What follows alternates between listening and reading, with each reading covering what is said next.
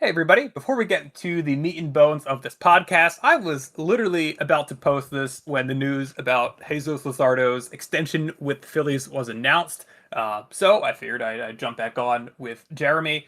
It's currently Tuesday afternoon, and we would talk about it a little bit. So obviously, we are ever so slightly late to this news. It came out yesterday, Jeremy.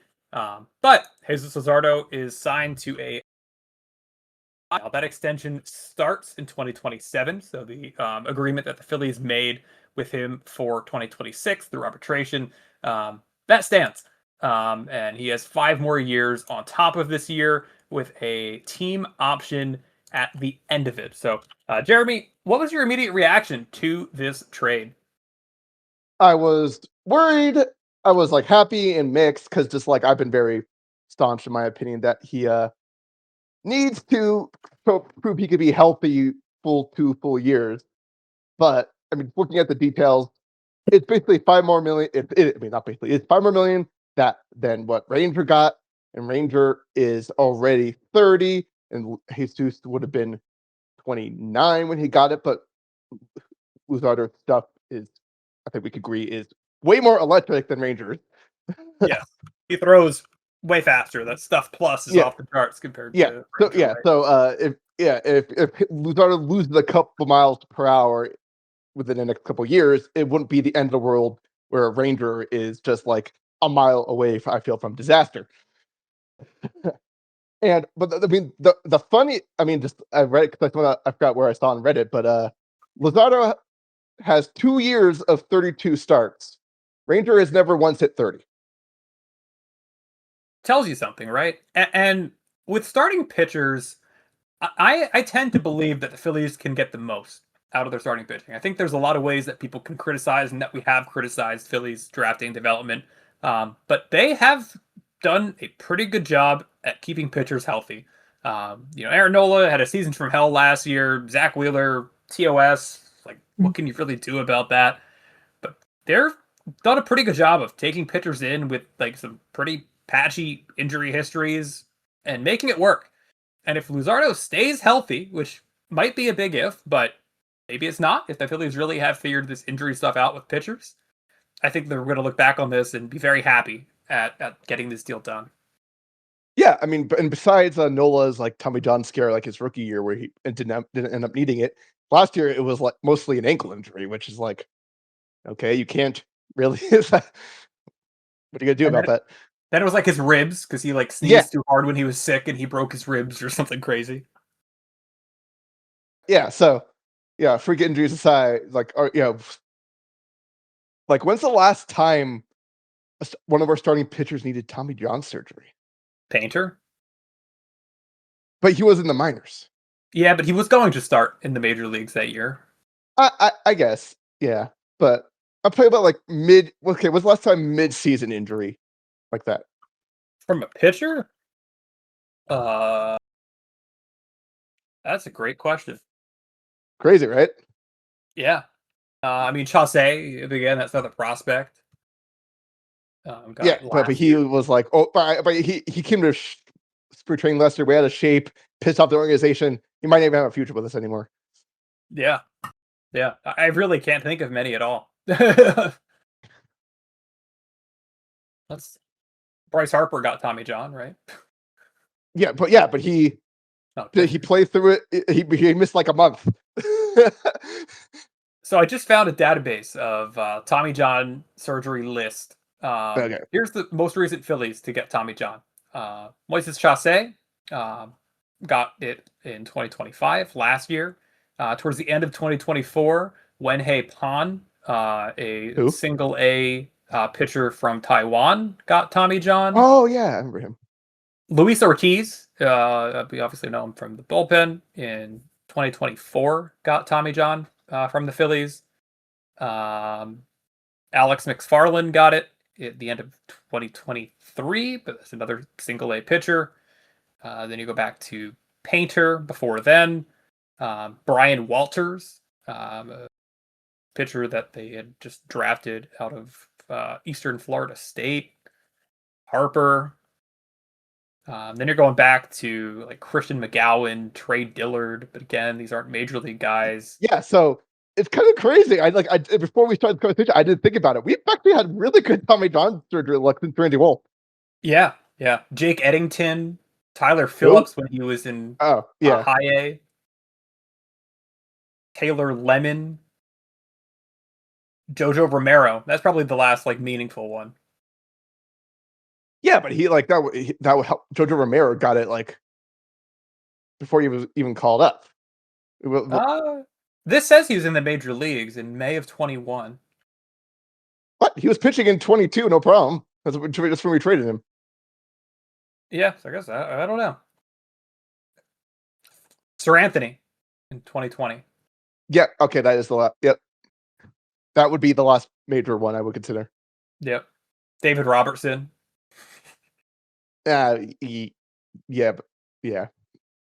So, but overall, we've been our starters have not had the Tommy. I've just cursed us this year. I'm sorry, guys. No, it's incredible. And at some point, like you have to believe that Phillies maybe are just doing something different because like there has to be a reason that they're able to keep these guys healthy.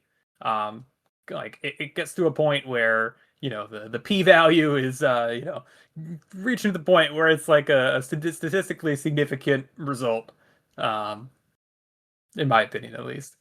I mean, maybe they're all doing the Steve Carlton Rice workout. Maybe that's a good question. But interesting stuff. So what do you think about we obviously we're optimistic that the health is going to kind of be okay and that Luzardo is going to stay healthy, but there is still some risk, right? And I know a lot of people have been happy about this move, and I think we both are happy about this move. We love Jesus Luzardo. I think this is It already had Tommy John, so hopefully it's a good contract at a good age. But there is still some risk there that I think we should acknowledge, because this contract, if it does go poorly, which hopefully it doesn't, it is $27 million a year that the Phillies are throwing away. Obviously, we ran into trouble with the money tied up in Nick Castellanos and in Taiwan Walker.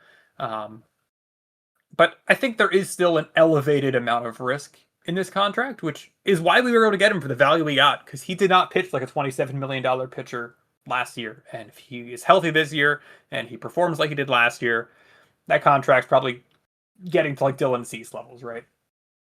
yeah. No, if he's healthy this year, he would have gotten 30 plus easily. Yeah. Yeah. So it's calculated risk. Yeah. And yeah, you just like as long as stuff doesn't deteriorate when he's on the mound, we should be fine. Yeah. And I was able to dig up in this list like the last major Phillies starting pitcher to get Tommy John. This was Randy back. Wolf. It was after Wolf. This is in 2010, after the 2010 season. Jamie Moyer got Tommy John. Oh, that's right. That's I right. completely forgot about that. That's right. And then I remember all the jokes about how he's going to throw it harder. Jamie Moyer, what a legend. I think he's one of those guys that just does not get enough respect. He should be in the Hall of Fame. You like, I don't give a crap if it's just because he pitched forever, but like,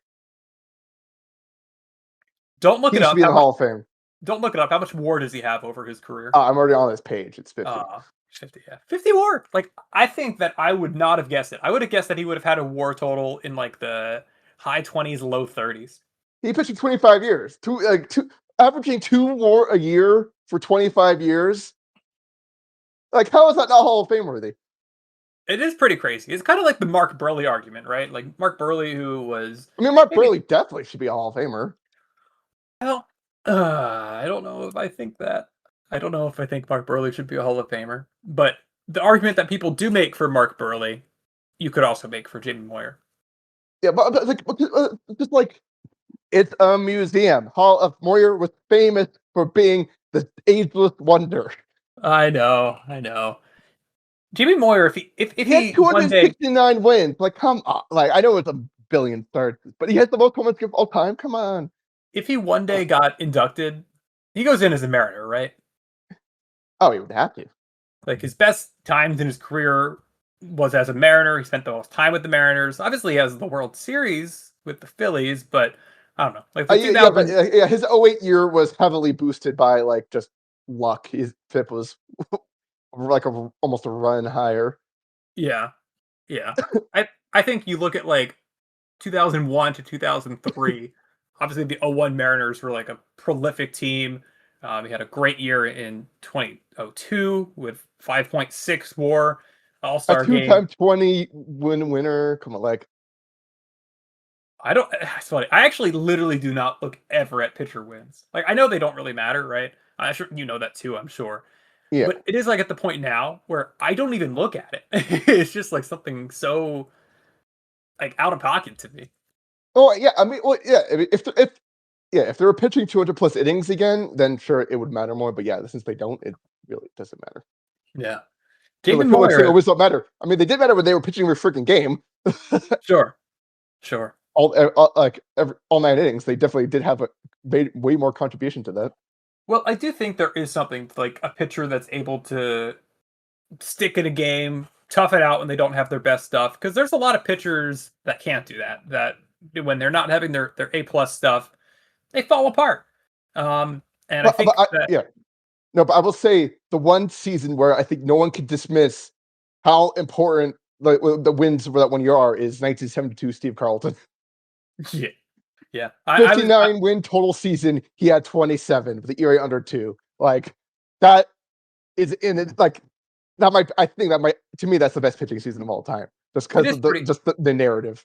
It is incredible. Now I'm reading the Ring the Bell book now. I know you read that Oh a yeah. couple of Yep. months ago. It's kind of like my getting ready for the regular season book this year. Every year I try to read a baseball book around this time of the year. And yeah, no, it's pretty crazy. Steve Carlton is one of those guys that doesn't get enough respect.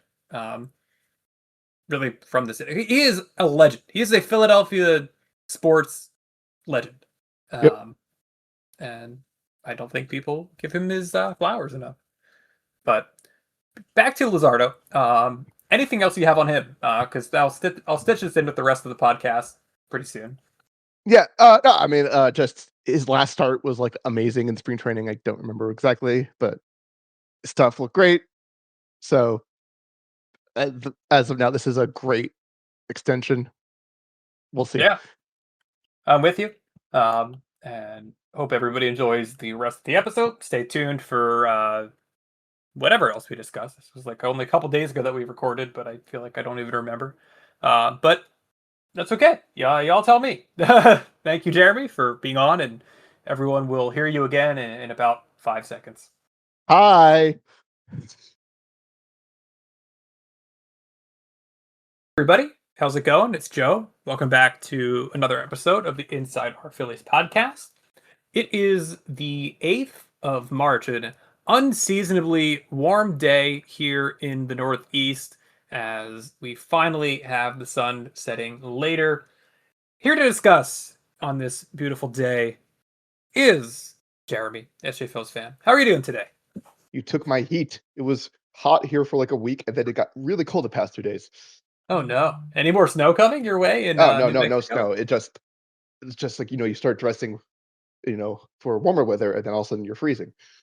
I know what you mean. Yeah, it feels like we're at like the fake nice time of the year where like it's 70 degrees today. The next couple days are also going to be beautiful, and this is like shorts and t-shirt weather. But I think we all know that that's not going to last, and we're probably going to get some kind of snow in like 2 weeks. That's making us all be like, "Oh, why did I fall for the fake spring once again?" But we'll see. Um, Phillies World has been pretty slow recently, maybe to be expected with the World Baseball Classic going on. Um, but let's start with that World Baseball Classic. How much have you been following it so far? And do you have any like thoughts on what you've seen in the WBC? Uh, I'm loving Nori's performance. We'll talk about that in a bit. But other than that, it's basically how we talked about how the pool play is kind of garbage and won't really care until the next round. Yeah, yeah. No, I think that's totally fair. I think we got like some of this for people that are hockey fans and they followed the Olympic hockey.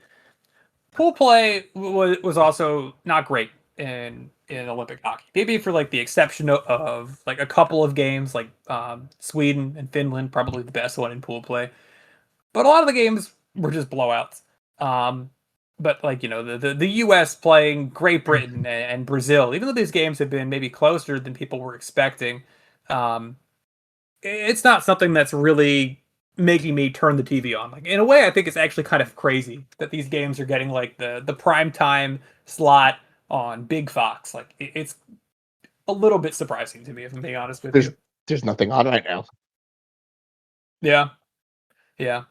I mean, I guess you are in that weird time. Like college basketball is going to be getting big in the next couple weeks as like March Madness ramps up, and that's going to kind of take maybe some of the storm away from the WBC.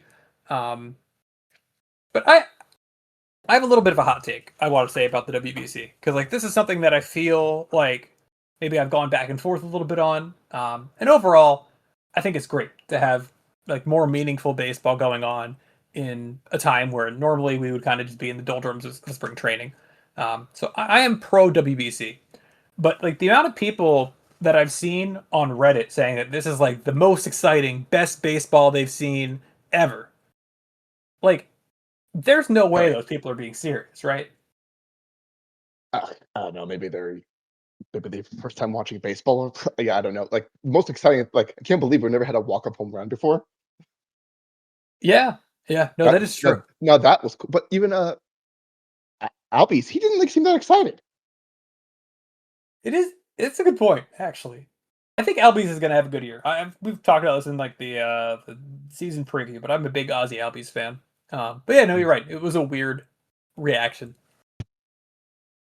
But yeah, but I don't know if you paid attention to who pitched yesterday for Great Britain against the U.S.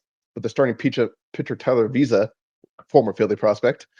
Yeah, I looked him up when I was seeing that he was starting. I was like, I've never heard of this guy before. I Yeah, looked him up, and apparently it's not Visa. It's like Visa is how you pronounce it. Because I thought it Visa. was Visa, like the Visa card as well, right? Yeah, Um, and he was the Phillies like AAA pitcher or something like that. Never got to the big leagues. He was the Phillies minor league pitcher in like 18 and 19, and yeah. shutting down. He pitched in spring training for the Phillies a couple times. But yeah, I did it. Yeah, like the name was a little bit familiar. Yeah, but nothing. Shutting down the U.S. with authority. Yeah, and then the Vanimal closing it out to the end of the game but they didn't win. But still, pitched 2 innings, gave up 1 run. True. Yeah. I mean, Vance Worley, it's kind of fun to watch him again, right? Like, I think no matter what you can say about like he was the fifth guy in 2011 or whatever, it's kind of crazy to see him still pitching in the year of 2026. Like 2011 was literally 15 years ago, and I feel like it's kind of like Ow. a bookend thing for Phillies fans. Yeah, no, so he's the type of mediocre player that the fan base should love, not Taiwan Walker. Like, Yeah, I mean, I think a lot of the reason that people like Tywin Walker is because of like off the field stuff, and he does seem like a really great person, um, for what it's worth. But yeah, no, I'm with you there.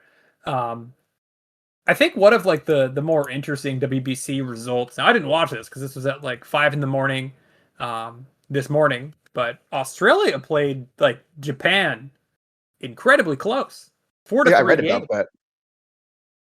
I'm looking Yeah, at like the lineup and the pitchers, and like I don't know how that happened. I mean Australia's first loss. They've been winning. Yeah, maybe it's a growing baseball culture there. I know. I I did. believe it is. Australia has been growing. Yeah, I went to this was in late 2024. I was like on a big global trip using a lot of like airline miles and credit card points that I had saved up. And I was in Melbourne as part of that trip. And I went to a Melbourne Aces game that's in the Australian Baseball League. And it was actually a pretty good experience. Like, I think there very well might have been more people at that game than at like the Marlins game that I was at last year. And that's not a joke at all. This is me being completely serious. Um, it was cool. Like seeing kids into baseball on like the other side of the world was like very heartwarming in a cool way. Was the quality of play great in the league? No, no. Like Greg Bird hit a 3 home run game that day, and he almost hit a fourth. He hit a fourth to the warning track. Um, but if I saw Greg Bird hit a 4 home run game in the flesh, I would have lost my mind. Yeah. I mean, it looks like the average cost per game is $17. I'm assuming this is an Australian. So Yeah, like so what's it's like 70? Yeah, 12 US dollars or something probably. yeah, 11.85. Good job. I know my dollary dues. Which is what they should rename it. But yeah, this was thing. Yeah, it's one of those things. I mean, the talent isn't there yet, so I think it's cheap. Everything's like it's cheaper and everything. Like baseball didn't used to be inhibitantly expensive, but then it just became this giant industry. Maybe they need to have like, Australia dominates the punter scene in football. Maybe they need to And like kicker, and dominate kicker. and kicker. Maybe they need to like dominate like the funky reliever scene. Like I feel like that would be on brand, like I the mean, reliever that what's his face? Balfour. Hendricks. Liam Hendricks is like literally one of the better Australian ever baseball players. Oh Is that who yeah, you're yeah, talking yeah, about? Grant Balfour. Okay, yeah. But no, it's fun. Um, I think everybody would agree that having meaningful baseball is exciting. And this is a whole lot better than a regular spring training. Yeah, yeah, no, yeah. In terms of because you have the stars playing the multiple stars playing the whole game, or just changing out as opposed to uh Alan freaking Rangel pitching and sucking for us in spring training constantly. Yeah, yeah. No, I that's don't totally think he's true. going to make the team. Probably not. Probably not. If we want to, we can dive into these back of our relief pitcher bullpen situation. Well, we have to talk about Nori first. True. One more thing about like the international baseball in general before we kind of get to that. Bryce Harper made a statement that he really wants baseball to be in the Olympics, which it will be in 2028, but he wants Major League Baseball players to be in the Olympics as well. Ugh. What are your thoughts on that? That would obviously be interesting because it would be in the middle of the season. So MLB would have to do what the NHL did this year and take like a 3-week pause, kind of like a super long All-Star break. I I, kind of dig it. I think it would be cool. I'm all for it. What about you? I just don't want any of our pitchers pitching in it. I would be less concerned about the pitchers because it would be in the middle of the season. Like I feel like one of the big risks of the WBC is like these guys are not really stretched out. And they have harsh pitch counts, but they're still pitching more than they would in spring training. In the Olympics, theoretically, I wouldn't want anybody pitching on short rest, but they should be keeping up that same cadence that they would be otherwise. Every fifth day or every sixth day, whatever.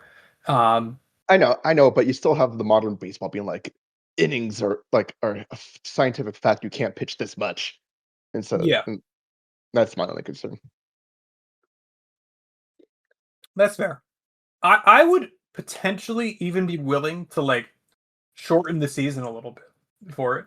No, yeah, I would too. I'd rather that do that and do it like you take 2 weeks. I don't know. Yeah, but how you Well, they gonna? wouldn't need to just take away because like we play every team within our division we play 13 times or 11 times.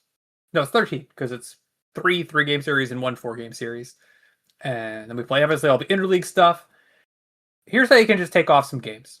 You play like 3 games against 4 teams in the NL Central, but you play an extra 7th game against 2 of them, and same with the NL West. So you play an extra 4 games across the NL West and the NL Central.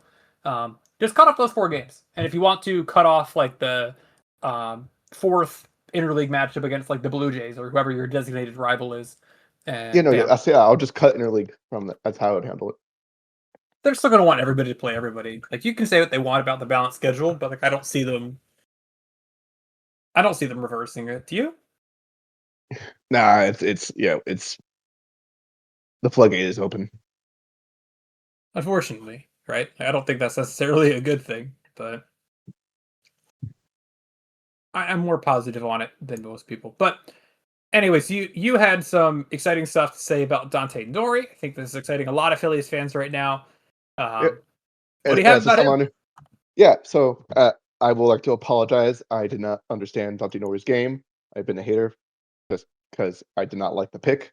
He was drafted way too high for his skill set, but apparently he's the next freaking stud. Yeah, he hit 2 home runs yesterday. One was an absolute blast. One was also pretty good. I mean, it's in Lone Depot, so not a small ballpark.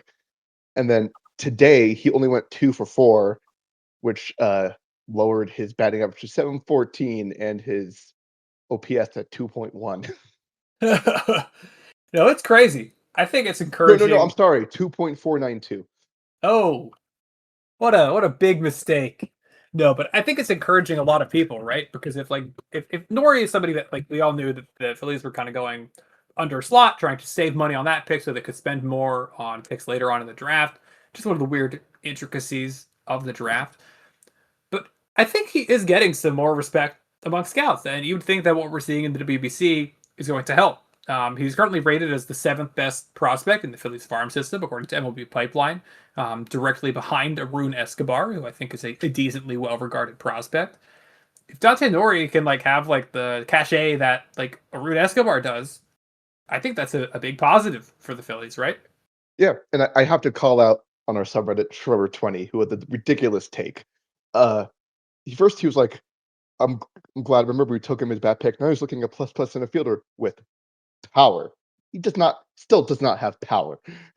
And then he said Nori. Someone said he's like self-reliant because no, Nori is mostly power. No, he's not. He's like 4 home run careers in the minor leagues. So terrible take. I'm sorry. Well, people are going to keep saying that as he starts this year off in Reading this year. And that ballpark is going to probably inflate his power to some kind of degree higher than it really is. Andrew Knapp, cough. Yeah.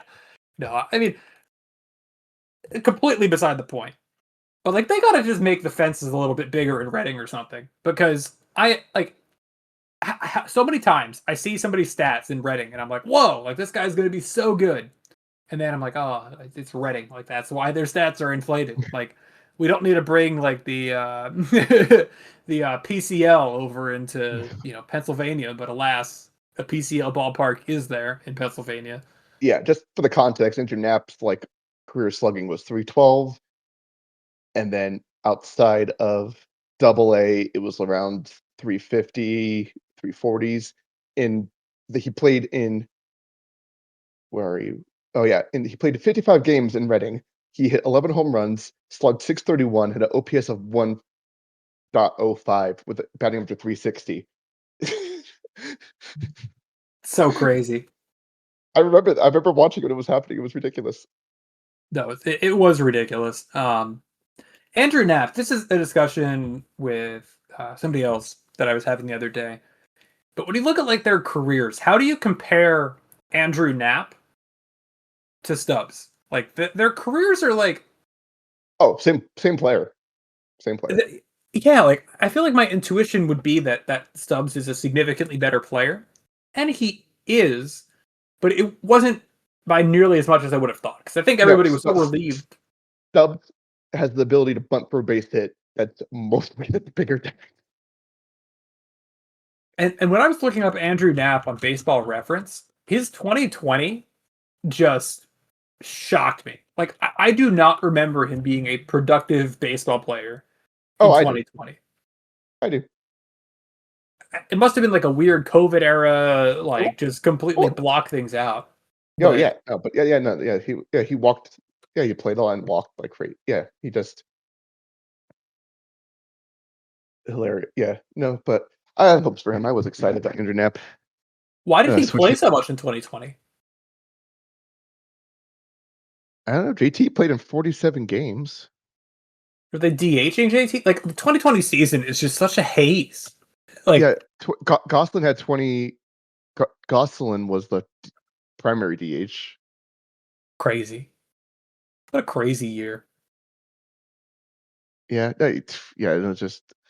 I just remember the bullpen being historically bad. That's I my mean, most. that stands out to me too.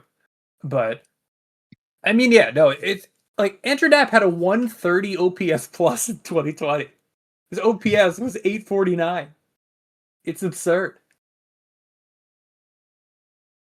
Yeah, No, but yeah, no, but I have a soft spot for like switch hitting catchers. Yeah. No, me too. Um, Marshad is probably going to be the catching this year. I feel like we've had like a lot of discussion like of the catching situation. Um, But my one intuition, last wait, one last quick bit from the sure, Warpester Classic. Sanchez's fourth strikeout inning. first one ever in WBC history, right? Yeah, yeah. I mean, yeah, the rareness of as it is, but yeah, Pretty crazy though. But yeah, to the backup catching situation, I think there's been a lot of discussion about that recently. Want to know what your take is. My intuition is that we're probably going to see Marshawn as backup catcher, and Stubbs is going to do something similar to what he did last year and just hang out. if no one claims him. Well, with the split deal they gave with him being like a pretty high minor league salary, like would somebody claim him? I mean, I guess if they claim him, he'd have to be on a major league roster, but he feels like fringy. Like I could see him getting claimed, but I think more likely than not, he probably doesn't. What do you think? Yeah, maybe. Yeah, I would choose Marshawn over him. Marshawn's 27. Marshawn's Like, switch hitter too. You love your switch hitting catchers. yeah, I do. Yeah, and Marshawn's still good defensively. Yeah. Stubbs is not like even though Stubbs has like the smallest frame of all time, he's still not a bad defensive catcher. Like he No, gets he's the got an job done. arm. Yeah. Yeah. No, the Phillies are like fortunate with JT and Stubbs, them both having really great I know, arms. but Stubbs is just really good at throwing out runners. So Yes. Absolutely. Um One more thing, kind of circling back to the prospect front. Like, I hate how MLB Pipeline kind of like drips things out over like several months. Like it takes forever to get all of their oh yeah, yeah, information. we didn't have an infamous cut section because of that. But but MLB Pipeline put out their official preseason farm rankings, and for those curious, um, last year at this time, the Phillies ranked as the 17th best farm system in major leagues. Then mid-season, they slid back to 21st. They're ranked 20th according to MLB Pipeline, so just a little bit below the average as far as MLB teams go. Um, does that kind of pass your sniff test? What do you think about that one? Sounds about right. We're top heavy. Yeah, yeah. The And top 100 yeah, and Painter and Crawford are going to be in the majors this year, so it's going to get even worse. yeah, I think we're gonna see like their mid-season rank probably drop to like bottom 5 in baseball at that I know. point. Yeah, I think, but that's why MLB also took into account also because they expect two of them to make it. So Well, what yeah, they say in their little write-up is it's a good thing when your top 3 prospects, all top 100 guys, will yes, have the chance to contribute to the big leagues this year. Two of them, Andrew Painter and Justin Crawford, should make the opening day roster.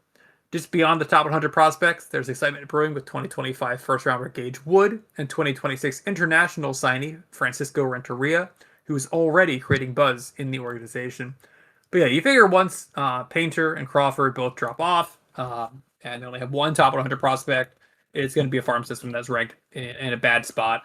But as long as it pays off, I think people are going to be okay with that. If Painter and if Crawford can be productive in yeah. Philadelphia. Not everyone can have the Dodgers farm system of being like everyone just comes up as somehow a good role player. So if we're going to have a, a thing, I'd rather us be top heavy.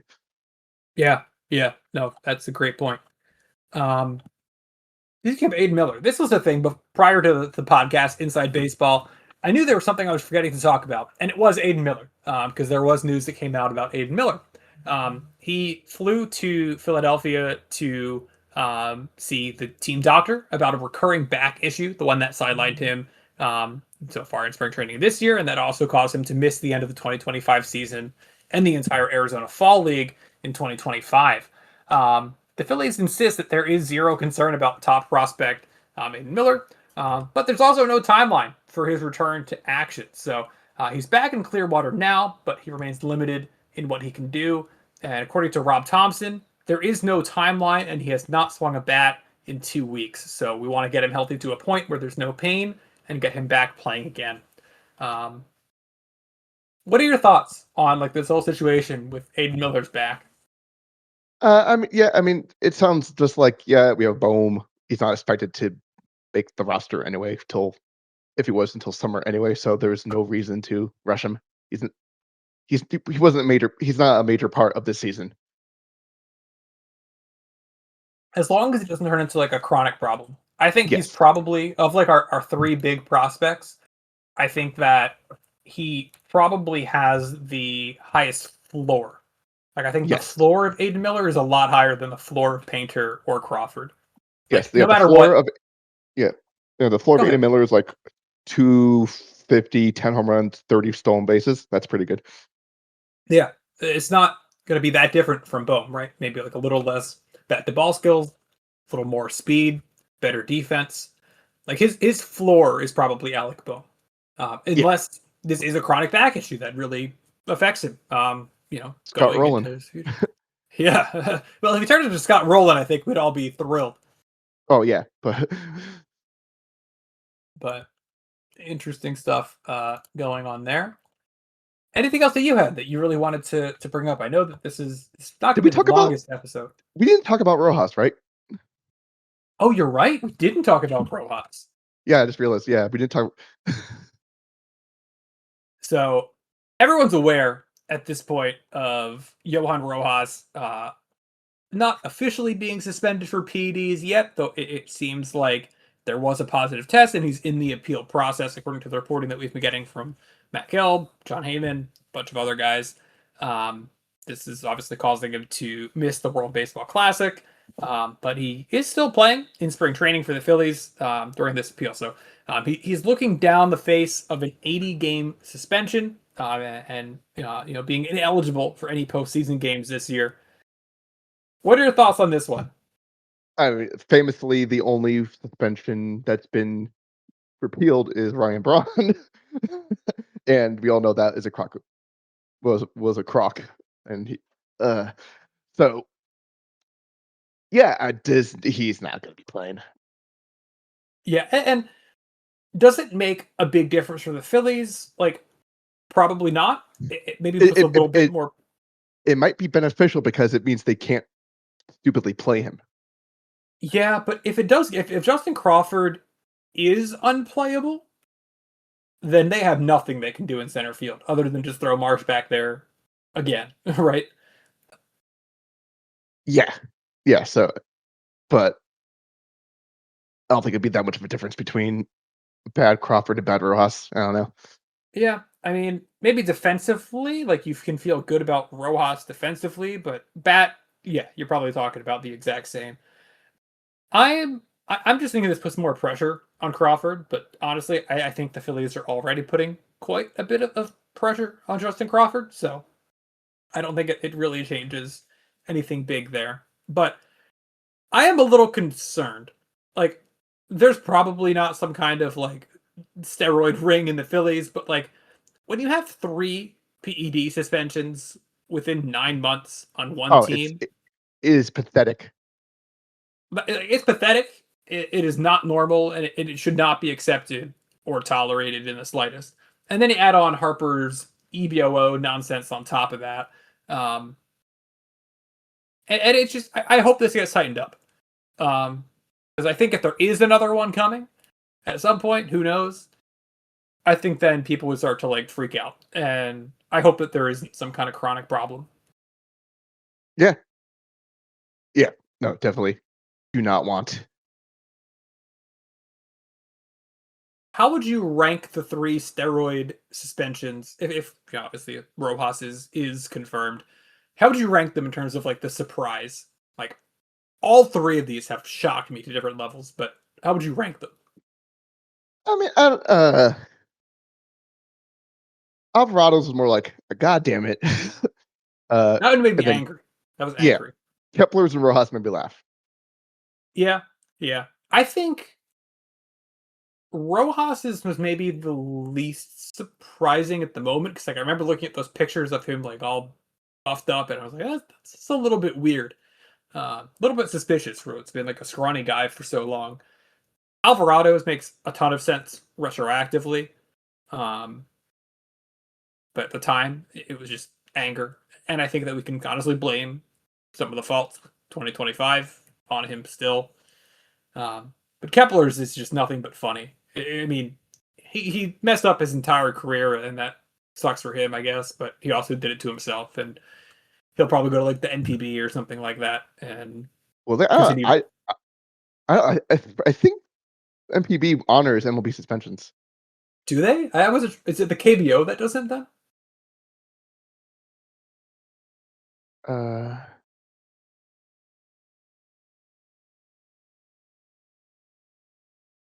yeah, MPB typically does honor suspensions handed by MLB.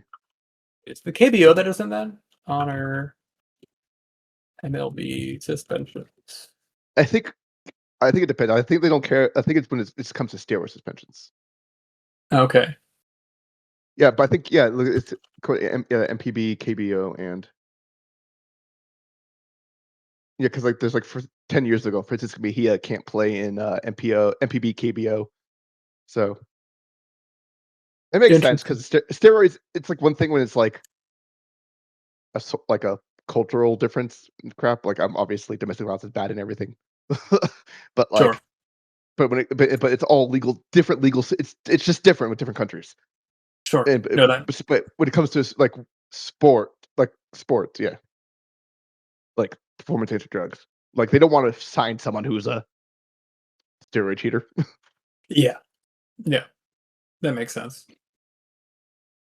All right. Um. Honestly, I think I'm out of juice for this one. I don't think I have too much left in me to say in this episode.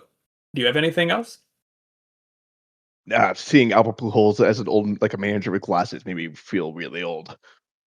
I mean, I think I'm constantly feeling old. Like, the Vance Worley breakout rookie season with the Phillies was 15 years ago at this point, which is crazy. Because I remember that like it was yesterday. But no, it was 15 years ago. 2011 was 15 years ago. No, but yeah, I'm excited. We're almost there. We can do it. We can last. Yeah, we're almost there. Like I think the light now that we have the longer days starting to warm up.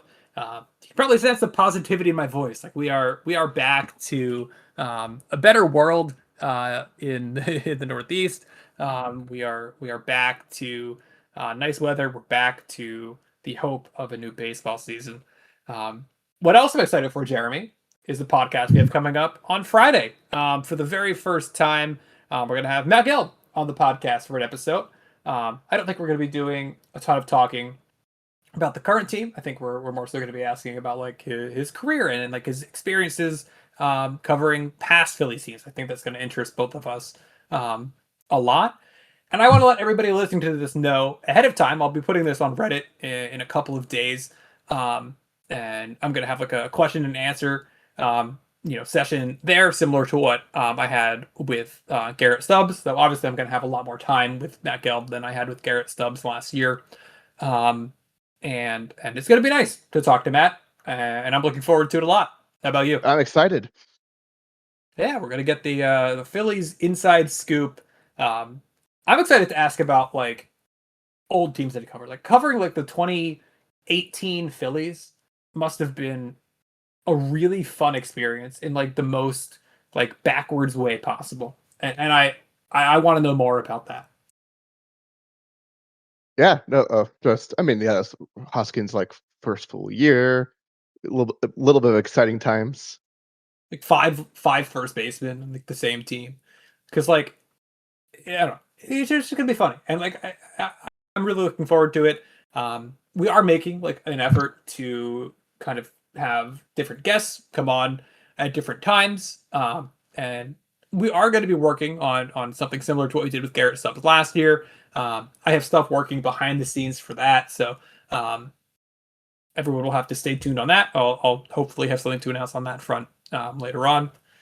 Uh, but yeah,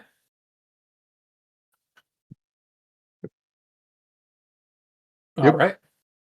Well, thank you so much for being on this today, Jeremy. I really appreciate it. Great to talk to you once again. Always. And thank you everybody for listening. We will be back on Friday. That recording is going to be like midday on Friday. So I should have that up by the end of the workday. We'll have to go to the office on Friday for your evening commute back home. So with that being said, I will talk to everybody then. Have a good one. Bye.